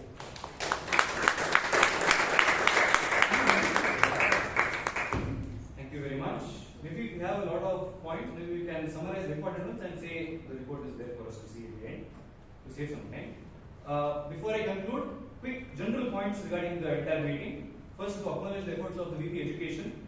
Right, the role takers informed well in advance, agenda was shared early. Backup role takers are in place because if you observe, there are a couple of role takers who were actually missing, but it was seamlessly done. For doing a thankless job seamlessly, you can give a round of applause to our Toastmaster Shreya. On one point, which is the theme and the word of the day. We always have the same or similar themes, and sometimes it may become little monotonous for us to get, or not monotonous, difficult for us to get some points for us to talk about some specific themes. Maybe we can be creative and talking about something which is specific to that week. Today was International Chocolates Day, maybe something of that sort. So maybe something different could have been done. One advice on the word of the day: it's always advisable to have adjectives as the word of the day because we can easily use it. If it's a verb, which this is, it's very difficult to use it. That's the reason we had one member use it. But if it's an adjective, it's easier for all the members to use it as well. But general points to the members, and specifically a couple of members who missed it today. When we are on stage, let us not leave the stage empty. There are a couple of members who have the habit of just walking off the stage without shaking hands with the other person. So make sure you shake hands, then let off the stage. And one issue which I observed which can be connected from next week's KMOD is if a speaker is using the mic, then during the speeches, between the speeches, maybe the KMOD can use the podium mic so that in the gap, the speaker can adjust the mic. Or else, like what happened with Varun today, when he was on stage, he was trying to adjust the mic. But if Rashi had used the podium mic, Varun could have used the power mic in the meantime to save some space. Rather than that, a great meeting today and a brilliant job done by all the committee members in putting up this wonderful meeting in place. And thank you for giving this opportunity. With this, I conclude my general evaluation report and hand over the stage back to the Toastmaster of the day, Toastmaster Rashi.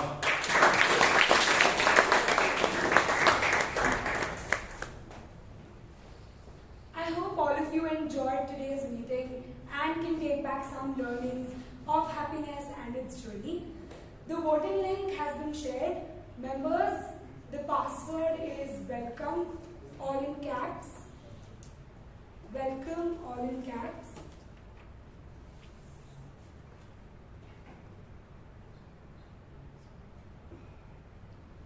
While I was sitting there, I also realized that when your mind keeps saying, I'm stressed, I'm stressed, I'm stressed, instead of that, you could rather supplant it with, I'm happy, I'm happy, I'm happy. Because you never know when the universe is listening to you and when it might grant you that wish. So always train your mind or train your brain in such a way that you keep thinking positivity and spreading positivity around. So I hope you have a great weekend. Thank you so much for the opportunity given. Back to the President.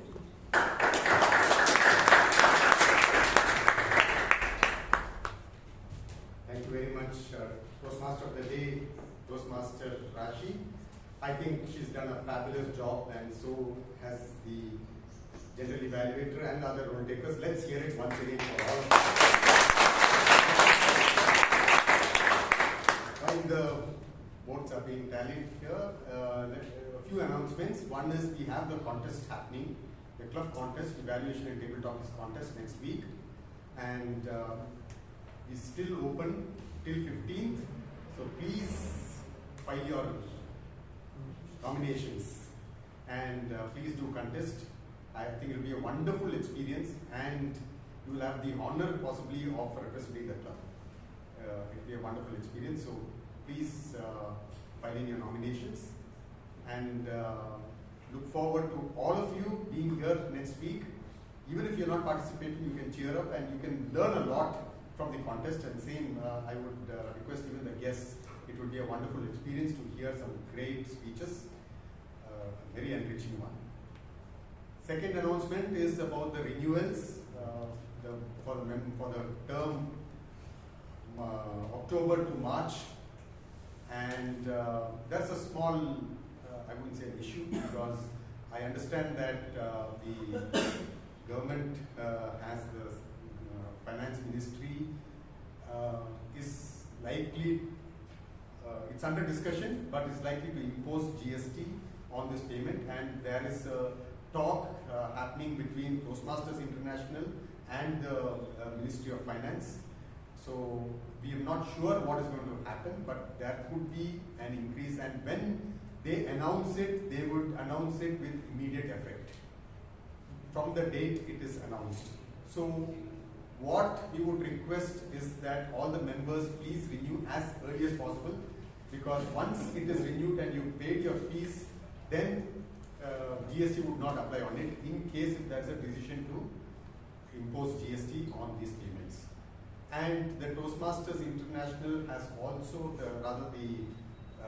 Toastmasters International, the district has also opened to enable members to renew for 2 terms.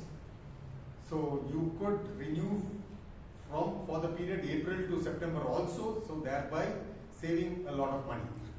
18% GST on 2 terms. So that is also possible. So request all of you to make use of this, and please renew it as early as possible. You can take the assistance of our BP membership, Bryan, as well as our treasurer, Karan, or any of our committee members here to help you and support you in renewing your membership. Right. I have one. Yes, sir. Please permit me and Shashank may clarify. If I pay the fees, renewal fees today, I think you should have, you are required to send it to Toastmaster immediately. Yes. If you delay it, then GST comes. Yes. As and when the member pays, it's better we pay it, and I think the committee is doing that. No issues on that. Once it's paid.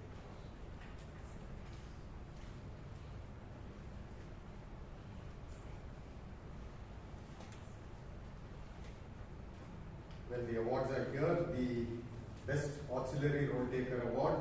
This award goes specifically because he had trained himself lifting up the red card.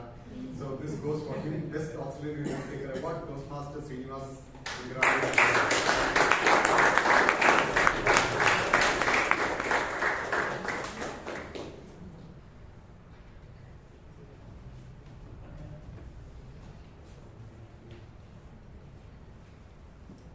The Best Table Topic Speaker Award.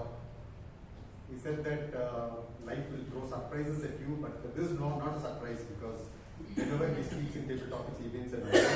Here it is the Best Table Topic Speaker Award, Toastmaster Alok.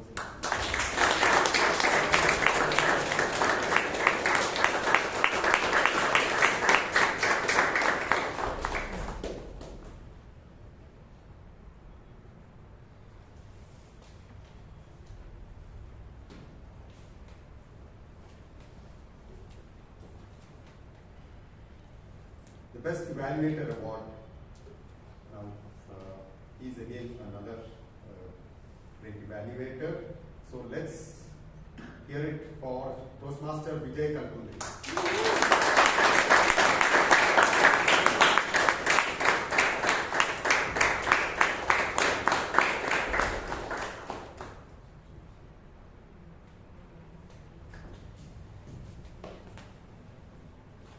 Best Role Taker Award, I think he's an area director and he's brought in all his experience of visiting various clubs and the best practices there. So thank him for the valuable feedback given. The Best Role Taker Award goes to Toastmaster Shashank, the general manager.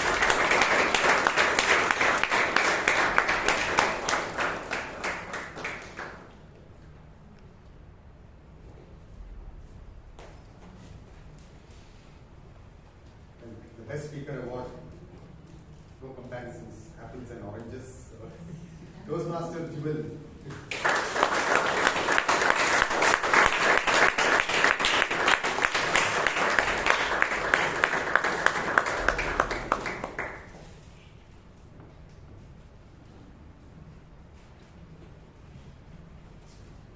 I request all the winners to please come onto the stage with your certificates. We'll have a quick photo session.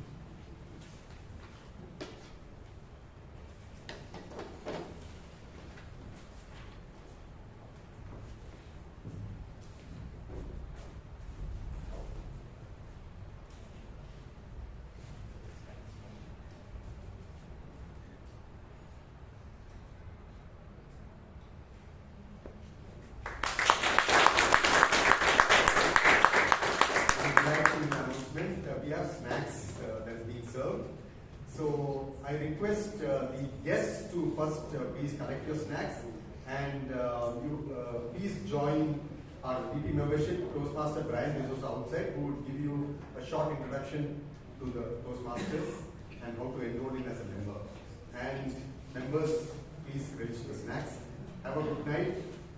I adjourn meeting number 1446. Thank you.